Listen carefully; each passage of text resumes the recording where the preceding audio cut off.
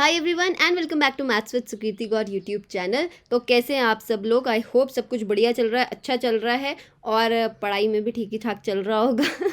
तो उसके अलावा सब कुछ बढ़िया चल रहा है, लेकिन पढ़ाई अच्छी नहीं चल रही है तो वो नहीं चलेगा, वो पढ़ाई करनी ही पड़ेगी, तो आगे जाके सब अच्छा रहेगा। तो चलो स्टार्ट करते हैं आज इस वीडियो को क्वेश्चन नंबर 5 से exercise 8.2 class 9th maths NCERT book से, और चैप्टर नंबर 8 चल रहा है हमारा क्वाड्रिलेटरल्स। ठीक है, अगर अभी तक किसी ने इंट्रो वीडियो क्वाड्रिलेटरल्स की नहीं देखी है तो प्लीज़ जाके देख ले, और साथ ही साथ चैप्टर नंबर 6 और चैप्टर नंबर 7 को देखना ज़रूरी है, क्योंकि उसके कई सारे कॉन्सेप्ट जो हैं हम इन क्वेश्चंस में यूज़ करते हैं। ठीक है, और आपने मिड पॉइंट थ्योरम पढ़ ली होगी कि मिड पॉइंट थ्योरम क्या होती है, बस उसी का यूज़ हम करते जा रहे हैं इन क्वेश्चंस में। पढ़ते हैं इस वाले क्वेश्चन को। In a parallelogram ABCD E and F are mid points of side AB and CD respectively. Figure दी हुई है आपके पास। Show that the line segments AF and EC trisect the diagonal BD। तो BD जो आपके पास ये डायगोनल है ना, इसको बोला गया है कि जो ये दो लाइनें हैं, कौन सी दो लाइनें? AF, ठीक है, और दूसरे है EC। ये जो दो लाइनें हैं इस BD डायगोनल को 3 इक्वल पार्ट्स में डिवाइड करती हैं, ऐसा हमें प्रूव करना है। तो इक्वल पार्ट कौन कौन से होने चाहिए? DP, PQ और QB। मतलब ये तीन जो पार्ट्स आ रहे हैं, डिविजन्स आ रहे हैं, ये तीनों के तीनों इक्वल दिखाने पड़ेंगे। क्वेश्चन समझ में आ गया होगा। F जो है हमारा मिड पॉइंट है, E भी हमारा जो है मिड पॉइंट है, किसका? AB और DC साइड का। ठीक है, तो कैसे करना है इसको देखते हैं, कैसे मिड पॉइंट थ्योरम का इसमें यूज़ होने वाला है। हाँ जी बिल्कुल, मिड पॉइंट थ्योरम का ही इसमें यूज़ होगा। अगर आप सोच रहे हो कि ये तो दुनिया जहान से हट के क्वेश्चन आ गया, ऐसा नहीं है। एक बार ट्राई करते हैं।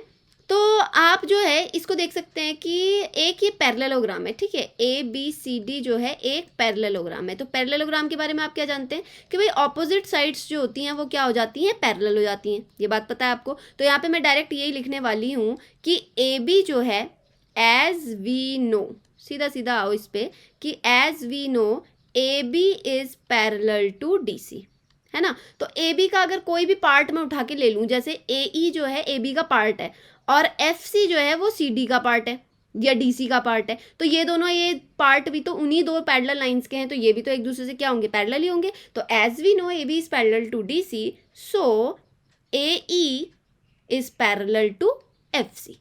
ठीक है, ये हमारे पास ये पॉइंट आ गया कि भाई AE और FC उसका पार्ट है, इन दो पैरेलल लाइंस के, तो वो भी एक दूसरे से पैरेलल हो जाएंगे। अच्छा, जैसे ही ये पैरेलल हो गए, ठीक है, जैसे ही पैरेलल हो गए, साथ ही साथ आपको ये मालूम होगा कि DC और AB जो है वो इक्वल भी होंगे। भाई AB is parallel to DC, और साथ ही साथ ना मैं यहाँ पे ऐसे लिख देती हूँ AB is equals to DC, क्योंकि हमें मालूम है पैरेललोग्राम में क्या होता है? Opposite side are parallel and equal. तो AE पैरेलल टू FC आया, तो अब AE जो था वो हाफ ऑफ AB है, और FC जो है वो भी हाफ ऑफ DC है। तो हाफ ऑफ AB और हाफ ऑफ DC वो भी तो इक्वल ही होंगे, क्योंकि AB और DC क्या है? इक्वल होंगे। ठीक है, तो यहाँ पे लिख देते हैं AE इक्वल्स टू FC।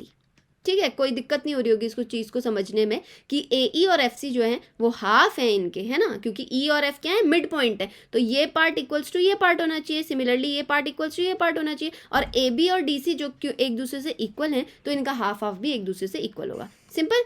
तो यहाँ से हमारा AE इक्वल्स टू FC आ गया। अच्छा, इस पर एक ना पॉइंट हमें नीचे पे लिखना पड़ेगा। यहाँ पे ऐसे लिख देते हैं, as we know this because भी लिख दो, because ABCD is a parallelogram. ठीक है, क्योंकि पैरेललोग्राम था, इसके साथ लिख देना इसको, as we know ABCD because ABCD is a parallelogram. उसके बाद लिखना सो दिस इज दिस। ठीक है, so AE equals to FC, AE is parallel to FC। तो जैसे हमारे पास ये AE पैरेलल टू FC और AE इक्वल्स टू FC आया ना, अब हम क्या बोल सकते हैं कि AE और FC जो है पैरेलल और इक्वल हैं।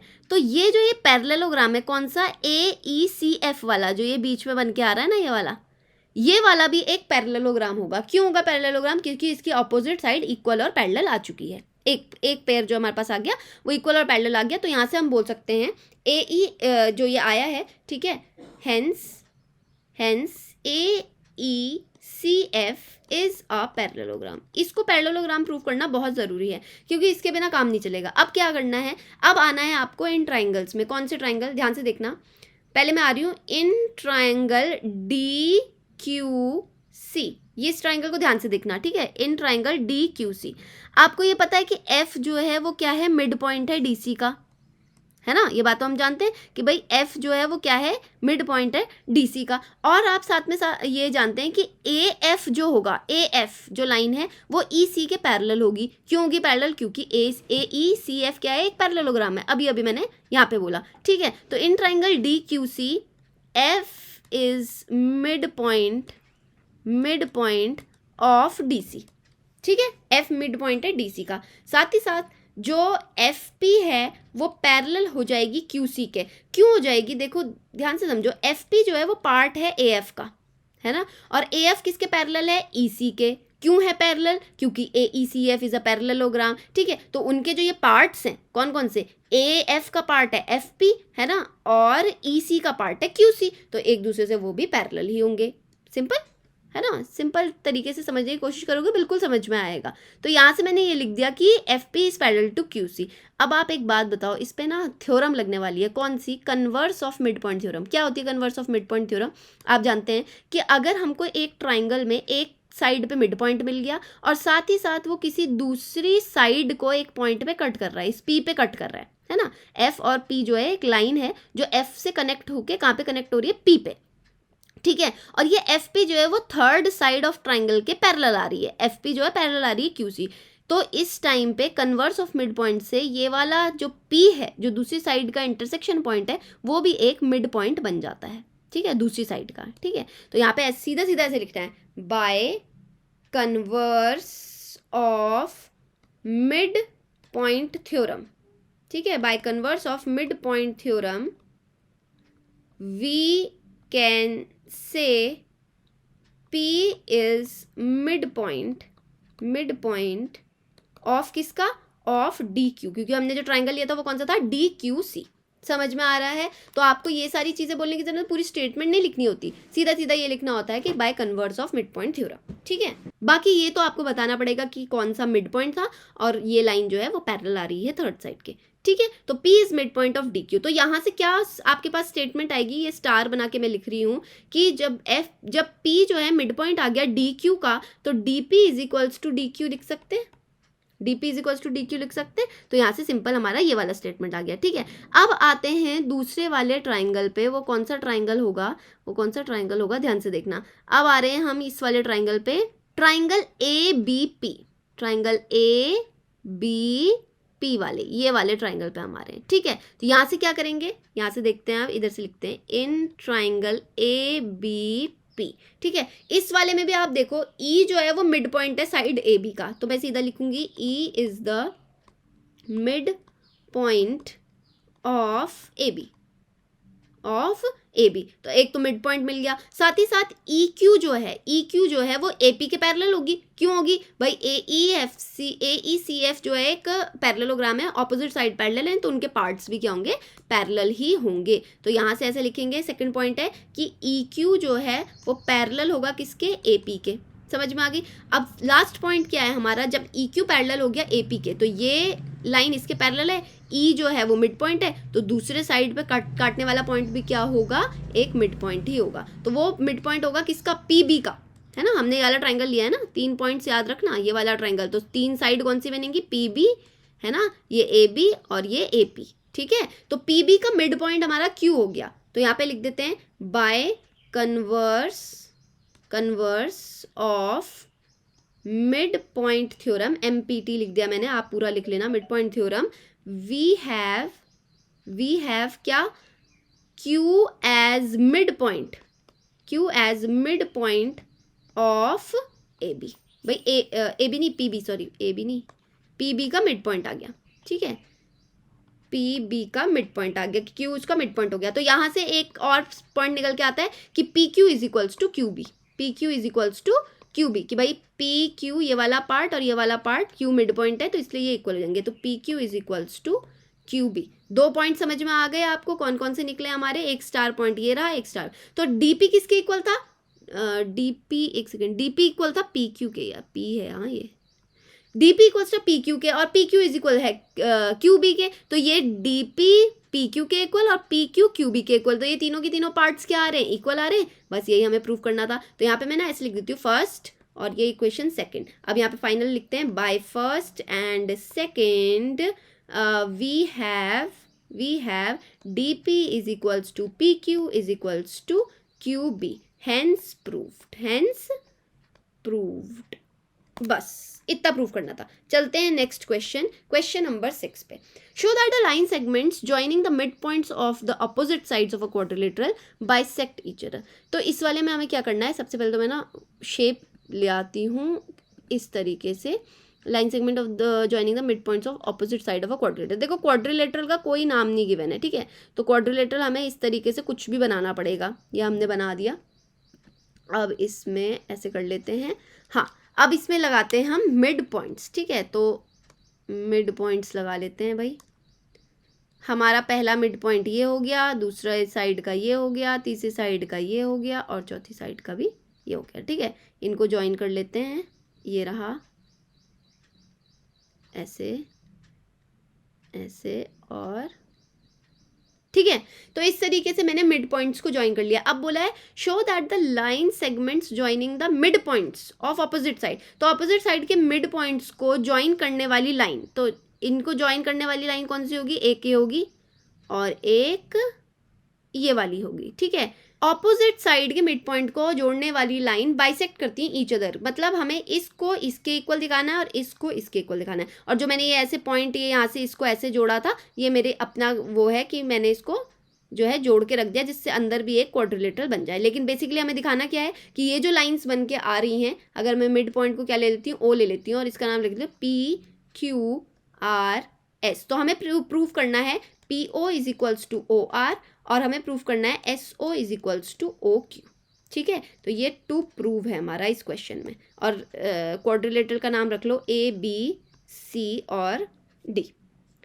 ठीक बात हो गई। चलो स्टार्ट करते हैं इसकी प्रूविंग से। कैसे करेंगे, अगर मैं इसमें एक डायगोनल बना लूँ इस तरीके से, ठीक है, ध्यान देना, B और D को मैंने ज्वाइन कर लिया तो ये मेरा एक क्या बन गया, डायगोनल बन गया, ये रहा मेरा डायगोनल, ठीक है। अच्छा, जैसे ही मैंने ये डायगोनल बनाया, आप देखना इस वाले ट्राइंगल में, कौन सा वाला, ADB वाले में, ठीक है। तो मैं यहाँ पे लिख रही हूँ इन ट्राइंगल ADB।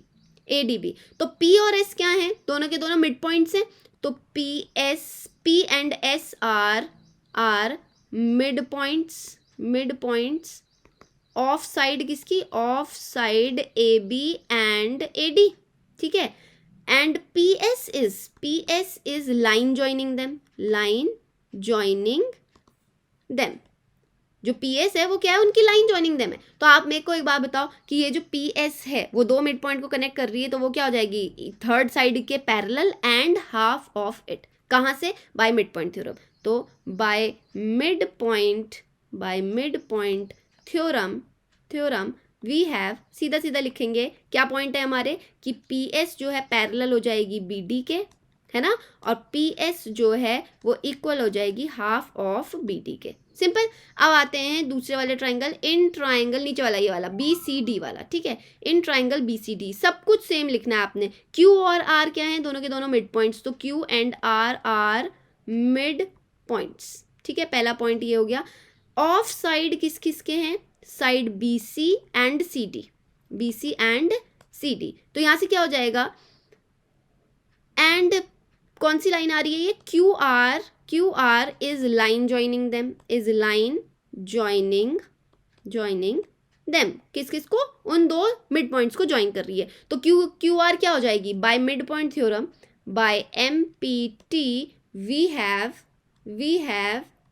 ये जो QR लाइन है वो भी किसके पैरेलल होने वाली है, BD के, ठीक है। थर्ड साइड के पैरेलल जाती है ना, तो BD क्या है, इसका थर्ड साइड है, तो थर्ड साइड के पैरेलल और उसका हाफ, तो we have QR parallel to BD and QR equals to half of BD। Simple. अब यहाँ से हमारा क्या पॉइंट निकल के आएगा, बहुत ही इंपॉर्टेंट पॉइंट है, क्या आएगा यहाँ से, ये स्टार बना के लिख रही हूँ कि PS जो है पैरेलल है BD के और BD पैरेलल आ रही है QR के। तो आप मुझे बताओ कि PS और QR भी एक दूसरे से पैरेलल होंगे, तो यहाँ पे लिख देना so PS will be parallel to QR। कोई दिक्कत नहीं है इस पॉइंट को समझने में। अब तो मैंने कई बार इस पॉइंट को समझा दिया है, अब तो आपको आ जाना चाहिए कि PS पैरेलल है QR के। पुरानी वीडियोज़ में आप जाके देख सकते हैं, ठीक है।